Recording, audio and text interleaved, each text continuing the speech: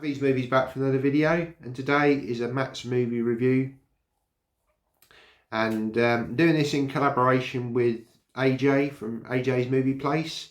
We're both going to sort of review this film sort of together. He'll do his review on his channel and I'm doing a review on my channel, and the film we're going to be looking at is Ghostbusters Answer the Call.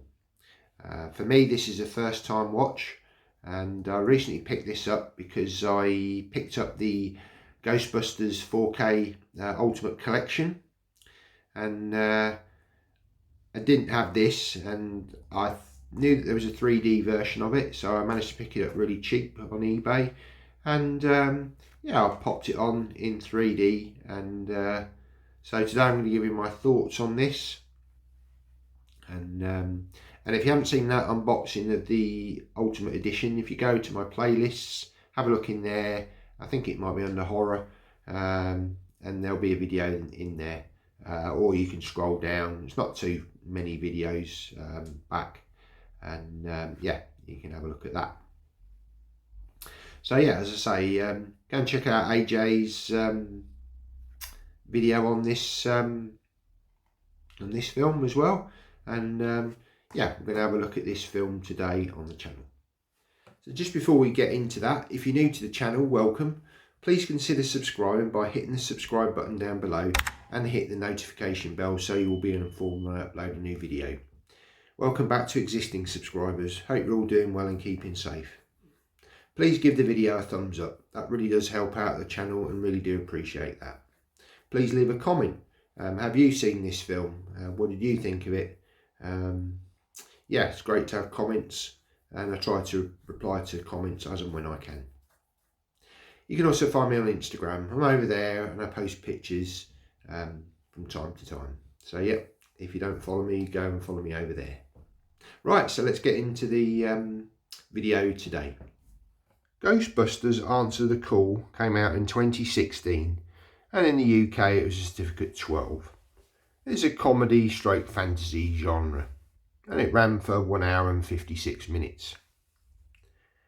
Paranormal enthusiasts Abby, Erin, Gillian and Patty set out to capture ghosts when they realise that someone is attempting to cause an apocalypse by summoning ghosts in the city of New York. The release date in the UK was the 11th of July 2016, and this was directed by Paul Feig. The budget was $144 million, and the box office brought in $229.1 million. So this was a success. Cast included Melissa McCarthy as Abby Yates, Kirsten Wiig as Erin Gilbert, Kate McKinnon as Julian Holtzman, Leslie Jones as Patty Tolan, Chris Hemsworth as Kevin Beckham, and we do get some cameos from the original cast. We get Dan Aykroyd, he's a cabbie. Ernie Hudson plays Uncle Bill. And there's also a cameo by Bill Murray as well. I forget his character's name, but yeah. And then in the post-credit scenes, we do get a little cameo from Sigourney Weaver as well. So they kind of try to reunite most of the cast members from the original films. Now on to some trivia about the film. Although Harold Ramis passed away in 2014 and thus could not make a cameo alongside his fellow castmates, there is a bust of a Ramis head just outside of Erin's university office near the beginning of the film. The bust was later donated to the Harold Ramis Film School at Chicago's Second City, where Ramis began his career. Chris Hemsworth was concerned having to face off against 3 funny women for the interview scene, as he doesn't consider himself much of an improviser, but when the time came he improvised the bit with the lens-free glasses and the mic hat line, among others. After Erin comes to Abby's lab and announces that she's been fired, Abby says, unlike Columbia, this institute is 100% behind us. This is a reference to Ghostbusters, which came out in 1984, where Columbia University allowed its facilities to be used for filming, as long as its name was never mentioned. During the 1990s, Dan Aykroyd's concept for a third Ghostbusters film revolved around the Ghostbusters travelling to an alternate hellish version of New York City. Columbia Pictures balked at the proposed $150 million budget. Ultimately, Ghostbusters 2016 Answer the Call ended up with a similar $144 million budget, although with inflation it cost less than Aykroyd's proposed sequel. And finally, when the Ghostbusters open the container with the ghost for Dr. Martin Hess, he jokingly calls the ghost Casper. The creators of Ghostbusters were sued by the owners of Casper Properties for $50 million, plus the destruction of the film prints, because they felt the No Ghost logo looked too similar to their character Fatso, a member of the ghostly trio. In 1986, the creators of Casper lost the case. Later, in the live-action adaptation of Casper, which was in 1995, Dan Aykroyd makes a cameo as his character Ray Stantz. And so on to the edition that we've got here.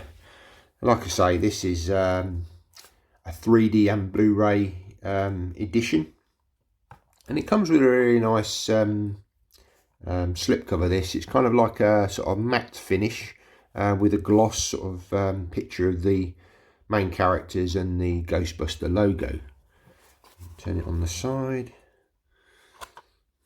and then on the back, and you can see that it's packed with the sort of bonus features on here. I think it claims 3 hours of bonus content. I've not delved into any of that, but yeah, if you pause, you can read the sort of documentaries that are on there. If we go zoom into the tech specs, we've got a 1080p 239:1 aspect ratio on both the 2D and the 3D conversions. Audio, we've got English, Italian, Portuguese, with a 5.1 DTS master audio soundtrack and an English audio descriptor track of 5.1 Dolby Digital. There's also subtitles with the various languages, and you can see there's an approximate time of 116 minutes for the theatrical edition and 134 minutes for the extended edition. Just take the slip off. So you're greeted with a nice clear case. Same stuff all around. And we open him up, and then we've got 3 discs. So you've got the Blu-ray there, the bonus disc with apparently 3 hours of content, and the 3D disc with a really nice Ghostbusters logo. And this is the disc that I actually put on and watched.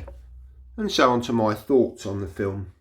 Yeah, I mean, I went in with low expectations with this one. I'd heard that it wasn't popular amongst the fans, and although it obviously has made money in the box office at the time, yeah, I think that core fan base weren't that impressed with this one, and they kind of see it as a sort of a standalone to the other 3 films that we've got. And then kind of, I suppose in a way it is. So although we get the original cast members coming back, they all make sort of cameos with different roles, so there's no kind of continuity with this one. In some ways this feels like almost a little bit like a remake of the original one, but obviously with new cast members. It doesn't follow obviously the story of the original one, but I kind of feel the similarities. It's almost like an origin story, and I assume the sort of idea behind this was to create a new sort of franchise with the ladies in charge this time round. And obviously onto the sort of the cast members in it. I mean, yeah, they're all kind of sort of reasonable actors. They sort of have a good sort of connection between the 4 of them. And then you've obviously got Chris Hemsworth as the kind of secretary sort of in the background, a bit sort of dim, sort of kind of guy. But yeah, it's nice to see sort of him in the role. I'm not the biggest Melissa McCarthy fan. I don't particularly find her comedy sort of that funny, but I thought she played a reasonable role in this. And I thought the cast were fine. I can't say I was sort of laughing out loud at any of this comedy in this film. It was just an entertaining watch, and I didn't sort of dislike any of the characters. And so on to my sort of thoughts about the picture and sound quality. Yeah, I mean, I watched this in 3D, and I have to say, watching it in the 3D format was fantastic. If I was going to watch this film in any format, it certainly would be the way to go. It's certainly got a lot of pop-out moments in this, which 2 or 3 times actually made me jump when things are flying out of the screen. The jet streams from the the actual laser things that they've got, the ghost capture things, whatever you call them, they're literally coming out of the screen at times. And yeah, really impressive 3D on this. I say you still got that depth, obviously looking into a window kind of scenario, but certainly a lot of pop outs. There's scene with the old Slimer character, which from the original one, he kind of comes back into it, and there's a scene where he sort of nearly flies out the screen, and that really kind of made me jump. So very impressed with the 3D quality here. It's a Sony release, so I wouldn't expect any less, to be honest. A crisp looking transfer, and as I say, some wonderful pop outs, and some sort of great deal of depth. And I would highly recommend that if you've got a 3D setup and you've not seen this film, I would sort of definitely say the 3D route is probably the best way to view the film. And sound was fine as well. I mean, it's a 5.1 DTS master audio mix, and there was some sort of rear effects going on, good left and right separation, and perfectly adequate mix on this. I don't know whether the 4K version of this has got Atmos on it, but it's got a lot of stuff going on throughout the film, so I'd imagine that sort of an Atmos soundtrack would sort of enhance this. It's a shame that there's no Atmos on the 3D, because it would sort of give you that immersive quality, which certainly the 3D does bring to the film. So, but yeah, I mean, I came away from this film thinking, yeah, okay, it's certainly not as good as the original 2 Ghostbusters films, and obviously Afterlife came back quite a strong, again, sequel.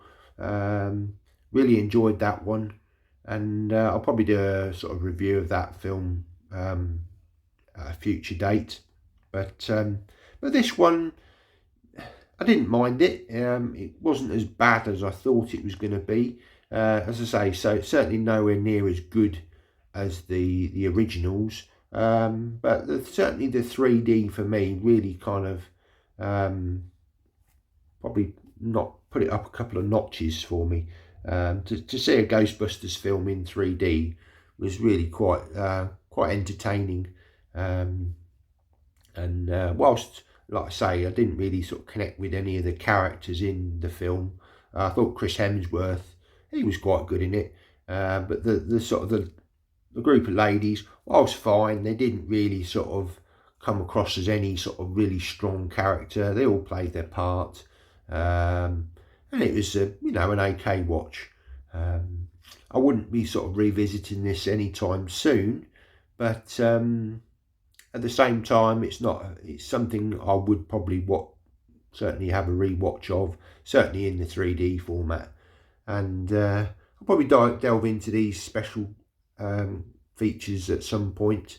Be interested to hear, sort of, thoughts on the film and all of that sort of stuff, you know, from the cast members.